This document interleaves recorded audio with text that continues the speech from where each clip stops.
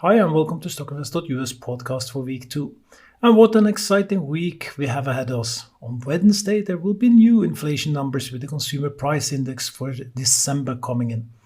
And I will tell you exactly what I think. I think that we have to embrace for the worst.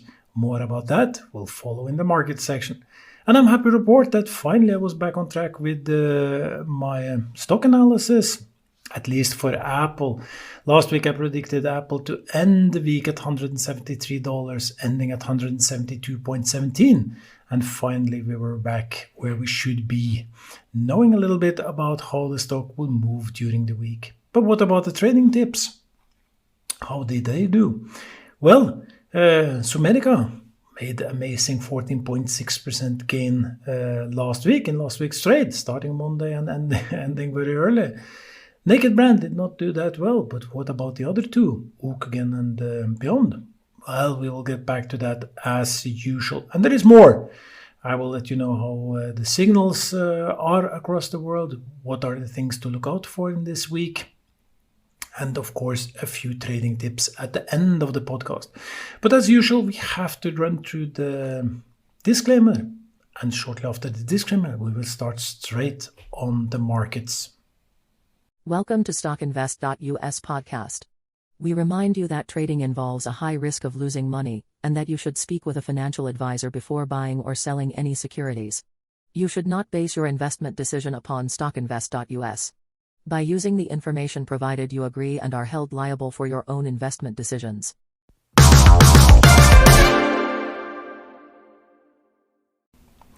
In last week's podcast, I told you it could be a bad week for the heavy item tickets. And it really was, especially at the Nasdaq Exchange, where the tech stocks fell quite hard, leaving Nasdaq down 4.53%, falling just below 15,000, ending the week at 14,935 points. A little bit better for Dow Jones, only down 0.29%, ending the week at 36,231 points. So what can we expect this week? Well, last week things came in more or less expected. I told you last week that I thought some of the heavy losers from 2021 would do good, and they did really well on Monday, and some of them even during the full week. But as I said, the major tech stocks fell, bringing the index down. And this week may not be any easier. As I told you last week, January, we usually have the January effect, and in 30 some odd years, the January went more than 20% overall. But it doesn't have to happen this year. And this is the case. On Wednesday, there will be new consumer price index numbers. And what are the consumer price index number? Well, it's the reflection of the inflation, and it's expected to come in at 7.1% year over year, which is very, very high. It's usually only the half of this for any given year, so up at 7.1% is really high.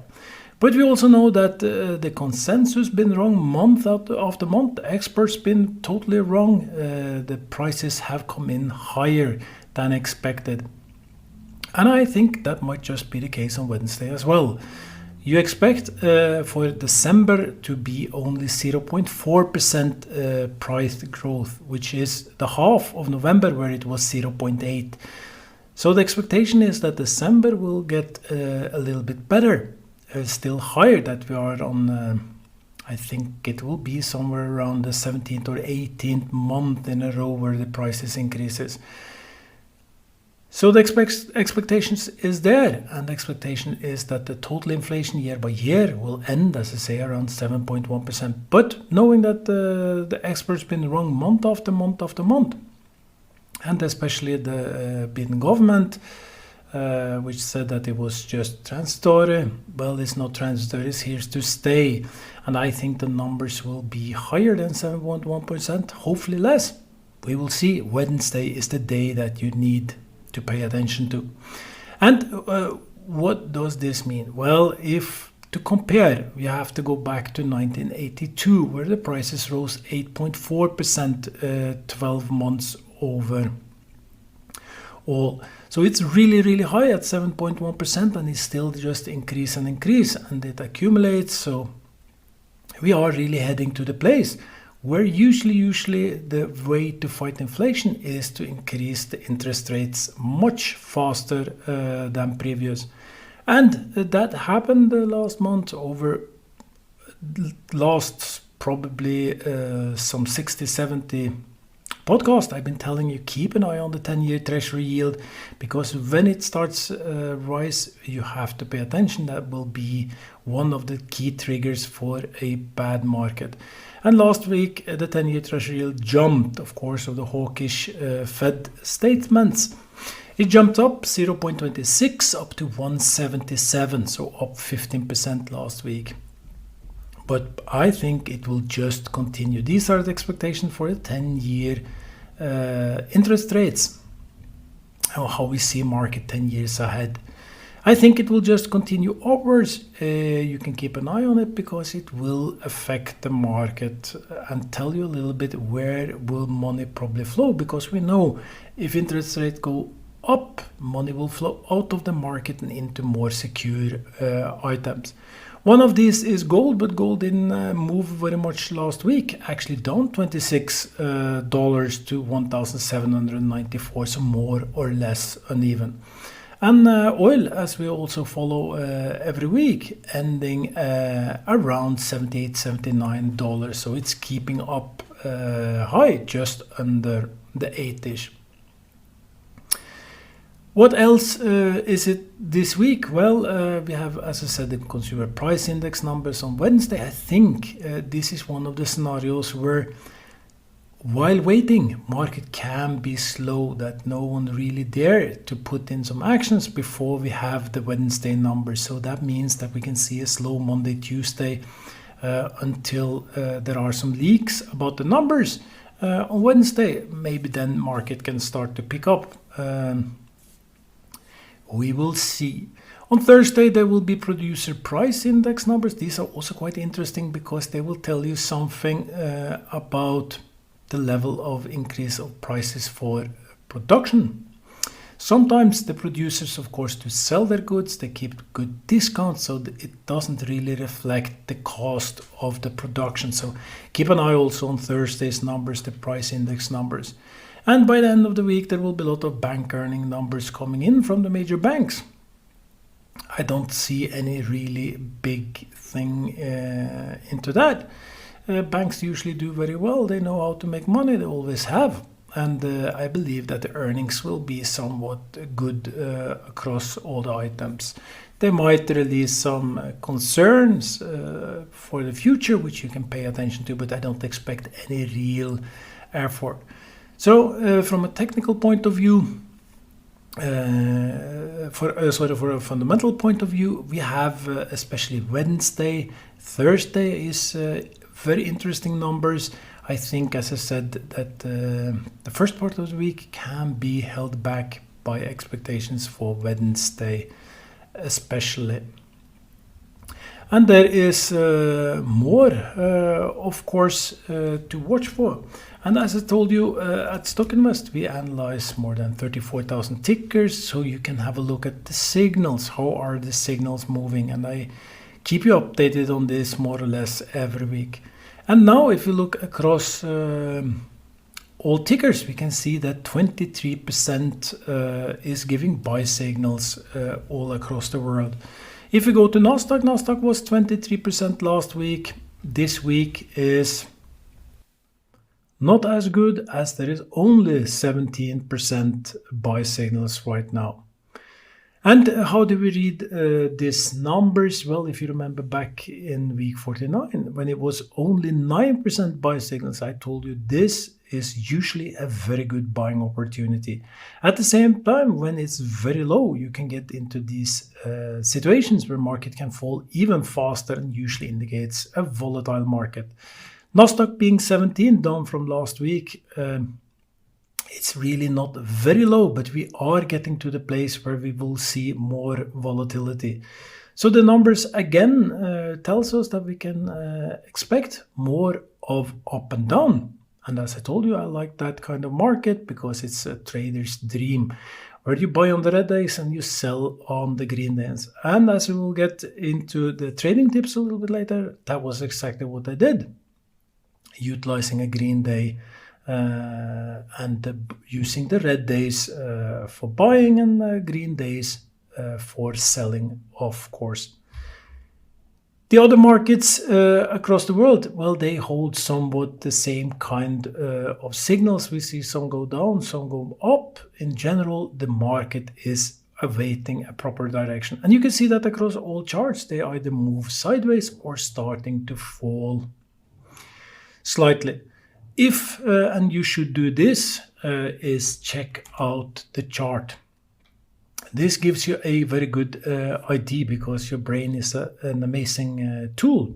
Helps you see patterns and understanding. And last week I told you, if it falls below 14,980, it will be a strong signal, because below this level, there is hardly any support, and the index and the market can fall very, very fast. Right now, it has a sell signals from the short-term moving average, from the long-term moving average, and from the relation between these two, where the long is above the short, has given a very strong sell signals from something called a death cross. And that indicates that the market should just fall further down. Relative strength index is low, it's 45. It's not very low, but it's not high either. To flip this, well, what can happen? Of course, volume fell a little bit with the market. It's a good sign. I like that volume should follow the price, or in this case, the index. And usually a good sign, but with no support below and very much resistance above, because now there is plenty of resistance from 15,100 all the way up to 16,000 points. I think a journey up will be very hard, but you never know.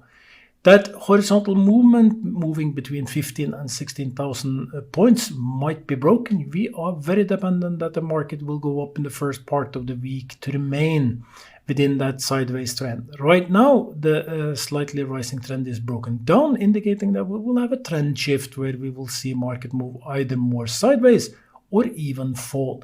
And I think it will be exactly that the markets will continue to fall. For the week ahead of us, no support under current level mean we can have a very volatile week where things may go very bad on the downside. If it turns up, hopefully it will do, it will face resistance at 15,100, 15,200, and later 15,400. At any of these levels, we'll most likely see the index turn. So if it goes into some sort of green today, it will probably struggle with 15,100 points. And if breaking 15,100, it should struggle with 15,200, and all at both of these levels have the most likelihood of turning down again. So it will be a temporary upturn, whereas there is little support below can make it fall very fast. And trying to see what can actually happen. Well, there is a huge chance that by the end of the week we may have seen Nasdaq as low as 14,200 points. That will, in my opinion, be the very, very low, with a high probability of ending somewhere between 14,600 and 14,900. That the end of the week will be somewhere there, meaning that it could fall either first part of the week, then just bounce up a little bit, or fall first part of the week, then bounce up in the middle of the week, go down by the end of the week, or, as I see it, the most likely scenario, try to push up in the very beginning of the week, just slightly, then fall for more or less of the week, where we can have a green Friday. Hard to say exactly how things will play out. If breaking above 15,200, that will be a good thing, because then we will have a little bit more support below. The final evaluation for the week, what can we expect for the week ahead of us? Well, I think that we might see, as I said, Nasdaq all the way down to 14,200. I don't think it will go above 15,200. I think it will move somewhere between these two very high levels, indicating very high volatility, that we will see some very rapid changes on the index. And the question is then, how can we use it? I love this kind of market. I always done my best in this kind of market, and it's very simple. When there is so much fear, if we get a day where Nasdaq falls very, very hard, you will see this across especially some of these minor tickers. They will fall very deep, maybe 10, 15, 20%, and that is usually a very good buying opportunity for a rebound, even just intraday. So I will not be surprised if you have a day that starts very heavily down. Let's say index starts to fall, go down 2.5%, just to go up 3% and end the day green at 1%. And you have a huge swing possibility. You have to be very disciplined. You have to wait, not jump on the train immediately. Wait, try to be consistent, try to get in as low as possible. Sometimes it's hard to see what is low, but I don't consider falling 0.5% much. You have to have these, let's say 1.5 to 3% fall to really use it. And that could be for individual stocks as well, not only the index. But if you have a very, very red day, use it, because usually that is a good trading opportunity. And as I said over and over again, if you still plan to buy in the market, why not buy when there is discount? At the same time, when we have a very green day, you should either tighten your stop loss or just be happy grabbing 4 to 5 to 10%.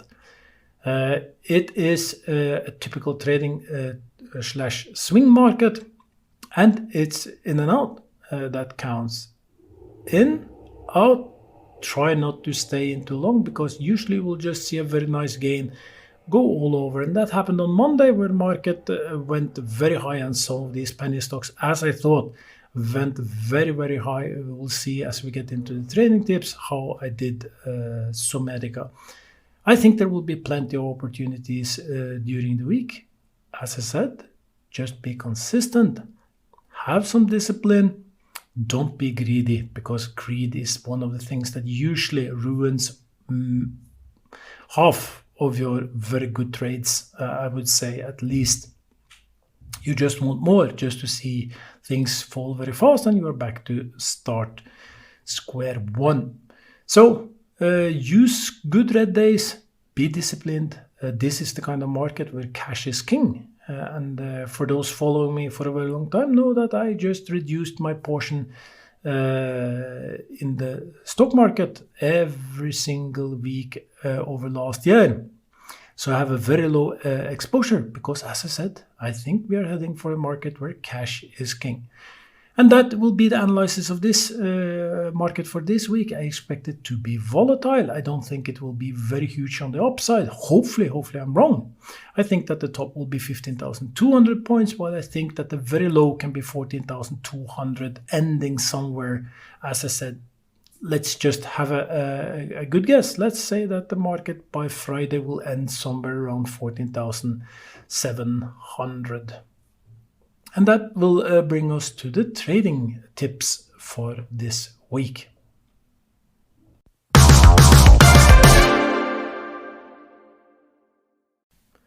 So we are in the last section, where I give you a quick analysis of one of the major companies, and of course the trading tips of the week. And this week we will try to rush quickly through the major companies, because they will just reflect what I just said in general about the market. Starting with Apple, last week I told you I believe Apple would end at $173, and I gave you the reason why. Ending at 172.17 was very nice for me, because I've been off for the targets for Apple for I think it was 5, maybe even 6 weeks. Usually I'm spot on, and it's good to be back spot on with the price evaluations. So how will it be this week? Well, you can just check for yourself. Go to StockInvest.us, type in the ticker AAPL, or write Apple, and you will see.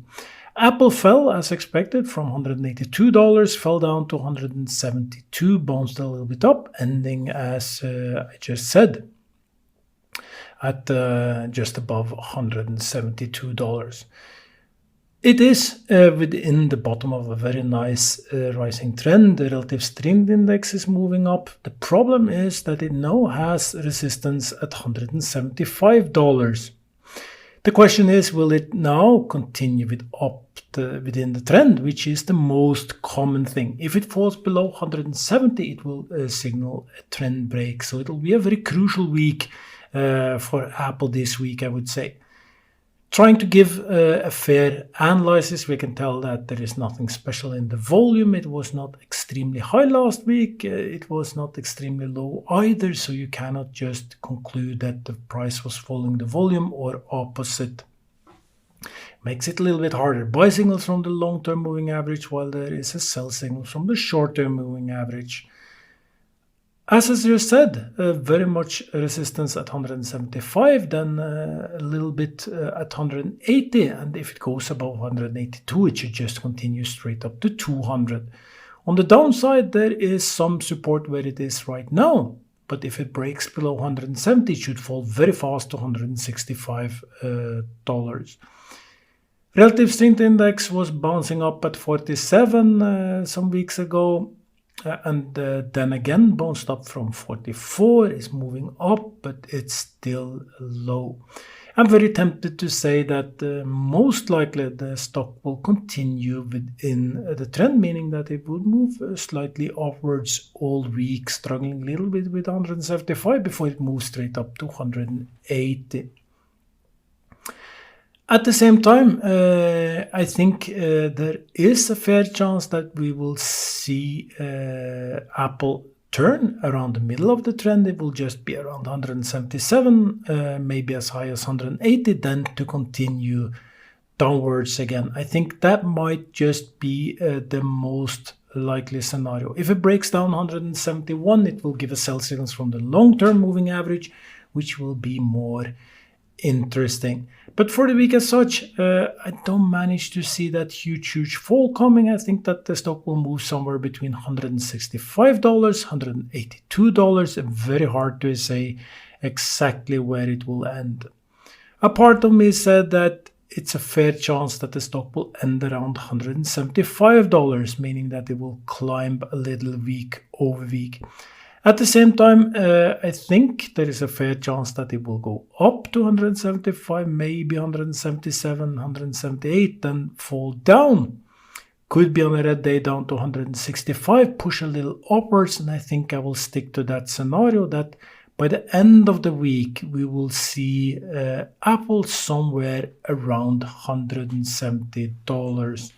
Hopefully, it will just stay within the trend.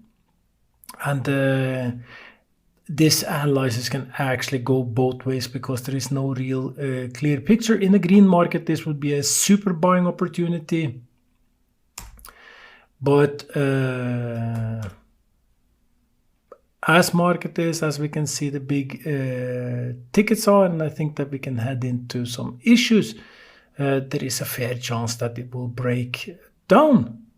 Bounce up from 165, as I said, and somewhere around 170 by the end of the week.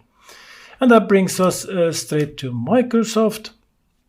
And looking at the Microsoft tickers, we can see somewhat the same. It broke down from that rectangle formation between 320 and 340. I told you keep an eye on that, because if it breaks down, it should fall even faster, and it fell more than I thought. I thought maybe it would pick up around 323, bounce up, but it broke below. And as I said, if that happened, you can expect a $20 fall quite very fast.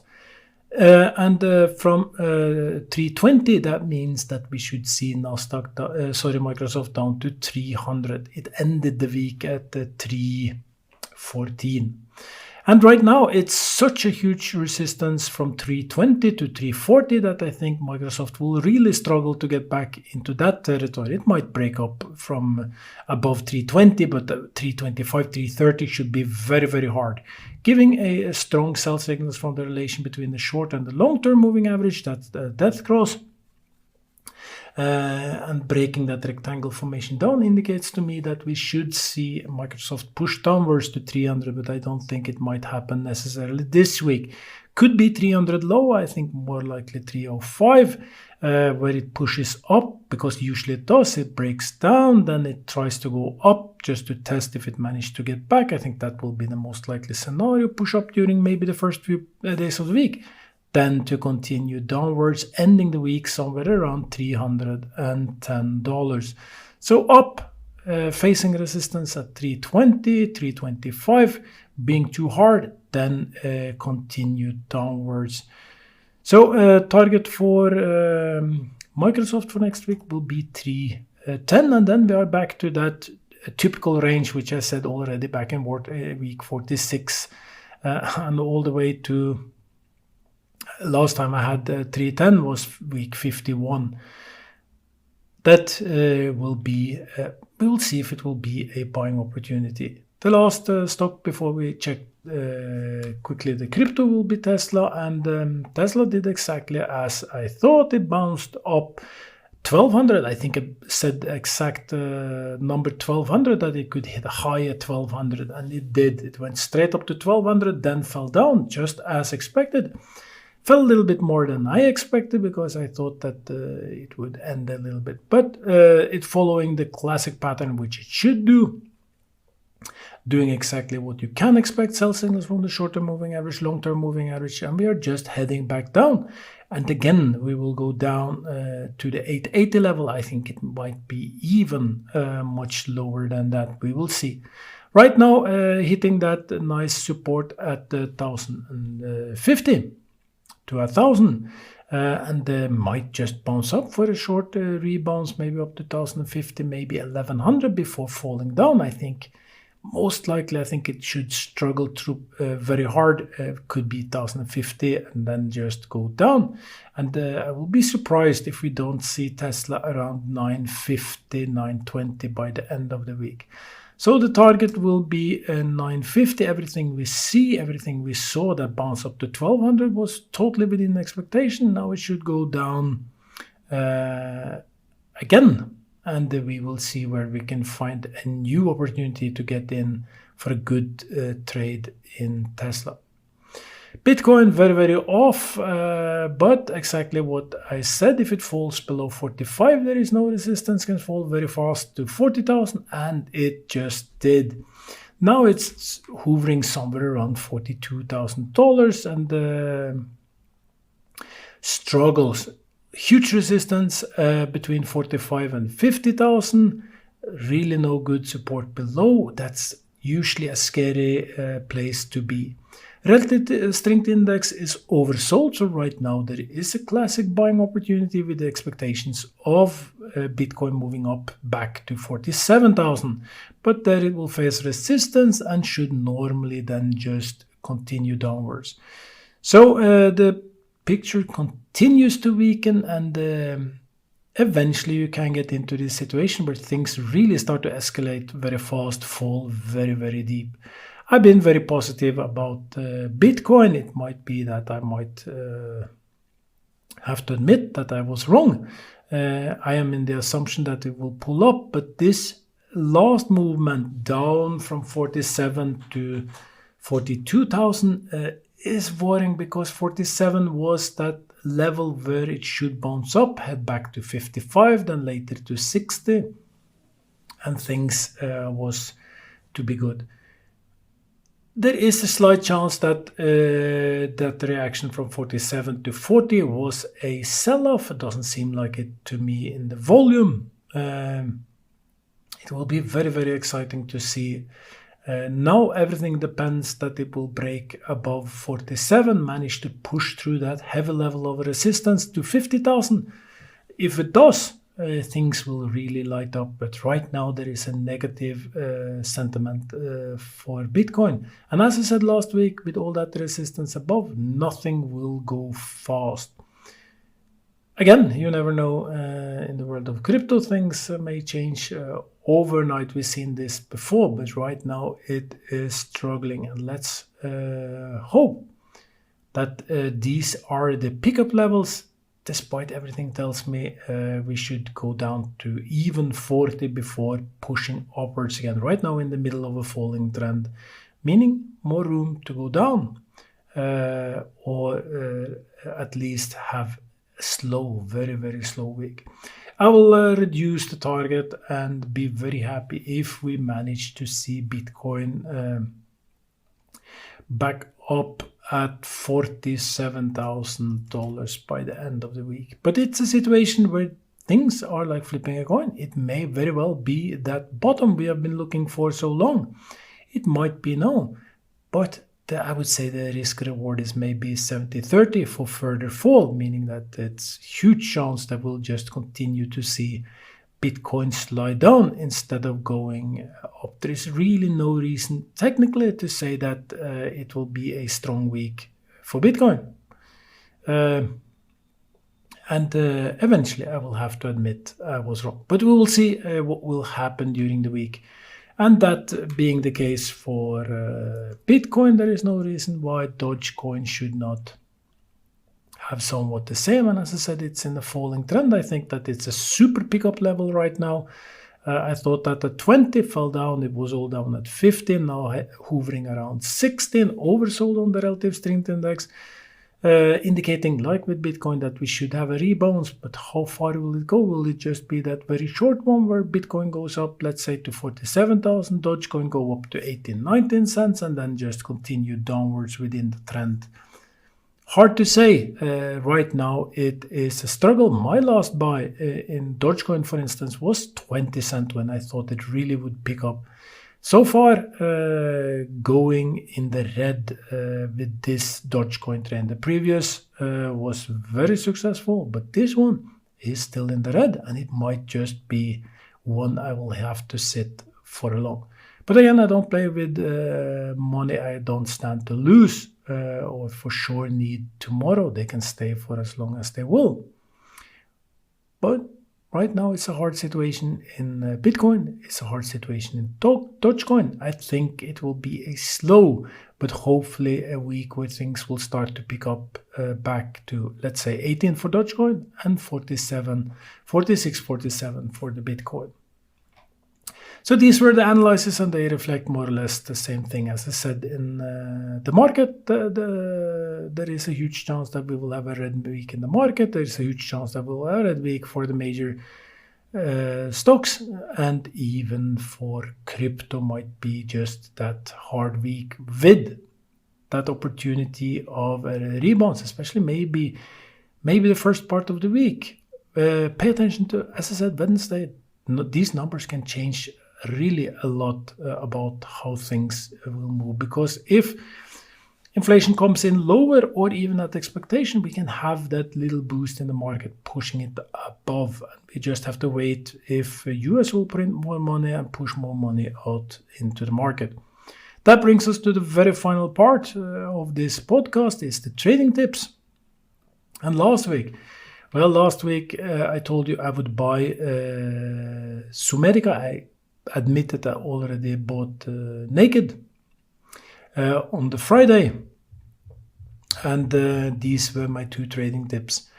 Naked did not perform at all. It went up, I think, to $5.70. I bought Naked at $5.40, running a trailing stop loss, cut the stop loss, got out at $5.24. Took a 2.96% loss on Naked. I have to say I'm very tempted to do one more trade into Naked, because I think there is a very nice upside. But in this case, I follow the strict rule. As I said last time, keep strict rules. Be consistent. And I put on a trailing stop loss, and stock went up. Then started to fall, trailing stop loss was hit. I went out with a loss of 2.96% profit. On the other stock, Zomedica, I bought Zomedica at 32 cents. As the stock went up, it was such a good trade, went up and up and up. I tightened my stop loss. I think it was up at 38-39 cents high, and then fell down. My stop loss was triggered at 36 cents, giving me 14.6% profit for Zoom. So a little loss in Naked, but a huge profit in Zomedica, just as expected. For the other items, Beyond was up good. This is one of them tickers where I have a huge trailing stop loss because I see a huge upside in Beyond. But it ended the week at 453. I bought at 455. I still keep Beyond because I think it will perform very well. It was up actually 10%. At some point I was up 10% on the trade. Then markets fell and Beyond fell the same. And that dreadful Ukugem trade we made in week 45, it's still in a very huge loss despite Ukugem trying. So it's still in. I still believe there is money to be made in Ukugem. I believe Beyond is a good trade. As I said, I bought 458. Now it's 453. So for this week, it's still Beyond. I think it will be a good trade. And I have 3 other trades which I will try. I will go back into Zomedica. I think there might be a shot in NEO. And the third one will be slower, but I just like everything I see, is Dole. D-O-L-E, Dole. It's vegetables. You probably ate a lot of them delivered from Dole. I think, looking at the charts, that might be a good trade. A bit slower, but a steady and good trades. So for this week, there will be 5 open trades. I haven't had that many open trades for a long time. I expect very volatile markets. It will be some clipping in and out, and I guess by the end of the week, I would have done a lot of more trades, like I did a lot of more trades last week. And I promise to tell you a little bit how I do it. Well, I go in when the stocks are very, in my consider, oversold, or could be intraday, could be in longer term. I like these trades. Going in what I consider to be low and just go out. And I usually do it like this. I look at the stock I want to buy.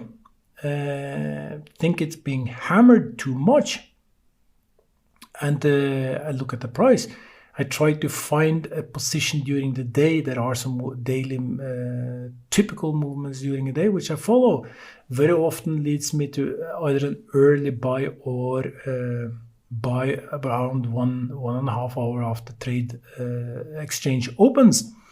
I usually get in and I keep a wider stop loss in the beginning until I see how it moves. If a stock moves up, like happened with Zomedica last week, it went first 3% up, then 5% up, 7% up, 8% up, then things starts to become too much. And I start to tighten my stop loss because I know, and it was up 15 or 17% at one point, this is a little bit too much of the good thing. There will usually be a reaction down. And doing so, I don't have to pay that much attention. And Zomedica hit the top 38 or 39 cents, started to fall. And currently is, I think you can get Zomedica somewhere around 32 cents now. So I can get in what I bought last week with a 14% profit. So that is how I trade. NEO is traded around 29. I think that there should be a fair chance to see NEO up around at least some 30ish for sure. The focus on EV is not gone despite high electricity prices, etc., etc. There is huge incentives, but for sure they will struggle. We are in a period where most things struggle. So that will be the end of this podcast. For those who have followed me extremely long, know that I had a few tickers left in my high-risk portfolio. Very happy to announce that Peter Geoservice did very well last week, that Norwegian stock. And is traded, I think, around 430 now. So it went up from 350 to 430 over last week. Very good week. It's picking up because it was oversold and dumped last year for tax reasons, and now they pick up on it, believing it will be a good trade, and we'll see if it just continue to push upwards. They have a huge library, and there is a huge demand right now for oil, good oil prices, so I believe there is more to do in that stock. Anyway, we will see. I'll just do a quick recap, and that is, I believe, Okugen is a good buy. I believe Beyond is a good buy, and for this week, I will try see if I get into Zomedica low, Neo low, and Dole low. And of course, there will be a few more. But I will let you know next week how the trades went. I will get in, then I will put on my stop loss, and hopefully we will bank some more green. Also, despite the belief the total week in the markets will be red, I hope to bank some green anyway. Have a very nice week, and we will speak in just a week. Bye.